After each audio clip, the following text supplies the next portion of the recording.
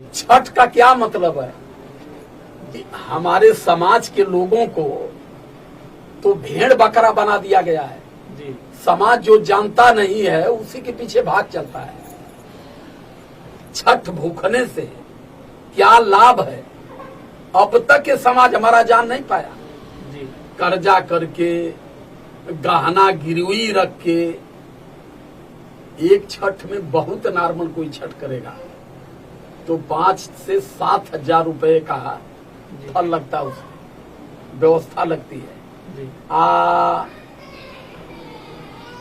छठ एक ऐसा त्योहार भारत में पैदा हो गया छठ मैया का कि जितनी भी अड़े सले गले जितनी फल हैं वो सारी छठ मैया ग्रहण करती है। जिस फल को कोई व्यक्ति फ्री में नहीं पूछता है, फरा हुआ है, कोई वैसे भी नहीं तोड़ना चाहता है, वो इतना कीमती बिकता है 400 दर्जन जी। हमने देखा है छठ में इतनी बड़े बड़े नींबू बिकते हैं। आप लोग भी करते थे सर पहले?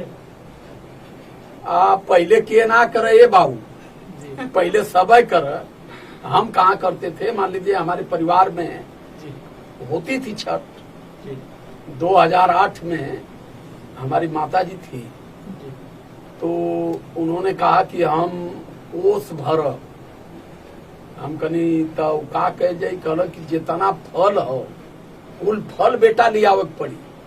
हम कनी तब चली, हम गाड़ी लेके गए, 1 दर्जन छिम्मी केला की, इतनी बड़े बड़े नींबू, धतूर, अब कौन कौन सा फल था समझ में ही नहीं आता था। वो सब भराई ते कुल फल लगी। अब एक मतलब का है केहू के पता ना जी।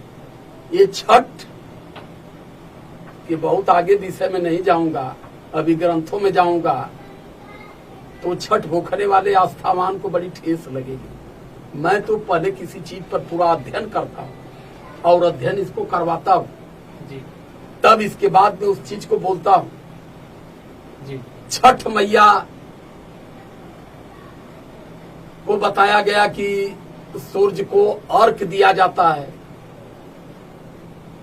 कहां से शुरू हुआ, अब कहां से शुरू करने में हमें महाभारत में जाना पड़ता है। महाभारत में कुंती थी जी। सुबह स्नान करती थी जी। और स्नान करके सूर्य को जल देती थी, कुंती गर्भवती हो गई। यह है ग्रंथों की कहानी जी। अब इससे आगे अगर बोलूंगा जी तो छठ की बड़ी दुर्दशा होगी। इसलिए भारत हमारा इतना आस्थावान देश है कि सारे लोग मतलब पता नहीं है, बस दौड़ पड़े लोगों की तरफ जी। अरे उनके घर का करत ही हमारे घरे ना हुई, बतवा कितनी बेइज्जती हुई। ये बीमारी सबसे बड़ी है। यहाँ जानने का कोई प्रयास नहीं करता है, देख करके बस मान लेता है जी। सर मैं कंचन काजल जी से लास्ट में यही पूछना चाहूंगा कि इस छठ पे कैमरा आप ही पे रहेगा जी? बिल्कुल बिल्कुल आप देखिएगा और हमारे दर्शक जो हैं, पब्लिक जो है वीडियो के माध्यम से देखेंगे कि नहीं इस छठ पर इस बार हम कहाँ हैं, क्या कर रहे हैं जी। चलिए बहुत बहुत धन्यवाद। छठ पर इसका कार्यक्रम हमारे साथ जी सर नेपाल में जी। तो अब जितनी कैमरा हैं जी सारे कैमरा नेपाल भिजवा दें जी। और जो कार्यक्रम कराने वाले लोग हैं इसीलिए कि छठ का पोल खोलिए सारा पा करके। अच्छा, छठ पे भी कार्यक्रम लग रहा है आपका? सब जगह हर त्योहारों पर कार्यक्रम हमारा लगता है जी। और इसलिए बार बार कहते हैं कि किसी भी त्योहारों को मनाना न मनाना, अगर कोई टिप्पणी हमारे पर करता है नहीं इसके ऊपर अंगुली उठाता है जी तो ये गलत है। हम नहीं मानते हैं तो क्यों नहीं मानते हैं, हम गलत चीज को नहीं मानते हैं, हम उस चीज को मानते हैं जिस चीज को जानते हैं जी। अतिरिक्त चीज को न मानेंगे न जानेंगे। क्यों कि हम बुद्ध को मानते हैं, हम बाबा साहब अम्बेडकर को मानते हैं जी। और उतनी बड़े विद्वानों ने जो कुछ हमें कहा है हम उनका स्मरण करते हैं। पहले किसी चीज को मानने से पहले उसको तलाशते हैं, ये मानना चाहिए कि नहीं मानना चाहिए। अगर मान रहे हैं तो मानने का मतलब क्या है, ये सही है कि गलत है जी। तो सवाल है। यही चीज हम बार बार अपने समाज के लोगों को भी कहते हैं कि जिसको जानते हैं उसको मानिए, जो नहीं जानते हैं अगर ये मान रहे हैं तो कहीं ना कहीं आप एक बड़ी मानसिक गुलामी ढो रहे हैं। जी हम जिनके शिष्य हैं, जो हमारे गुरु हैं, देखिए भैया, करवा चौथ हो या जिउतिया हो या छठ हो, कोई भी ऐसा त्योहार हो, हम जिस मार्ग पर चल रहे हैं वहाँ असंभव, बिल्कुल समझ लो संभव है ही नहीं, असंभव है। भूखना मनाना तो छोड़िए, हम ताकना तक भी नहीं पसंद करते हैं उस तरह। जी, जैसे लोगों का कहना था कि कंचन काजल जी से पूछिए, और तभी पूछिए जब राजकुमार सर आपके साथ रहे। जी हाँ, ये तो बात क्योंकि है उनको कि- भी पता होना चाहिए। बिल्कुल। जी, ये कई बहुत- बार ये ऐसा बात ये प्रस्तुत करते हैं कि मेरी वो मिशन की शेरनी है, वो मेरे पद चिन्हों पर चलती है, वो कभी नहीं बदल सकती है। सर, मैं आपसे यही जानना चाहता हूँ कि जो लोग कह रहे हैं कंचन काजल जी को, आप क्या उन लोगों को कहना चाहेंगे?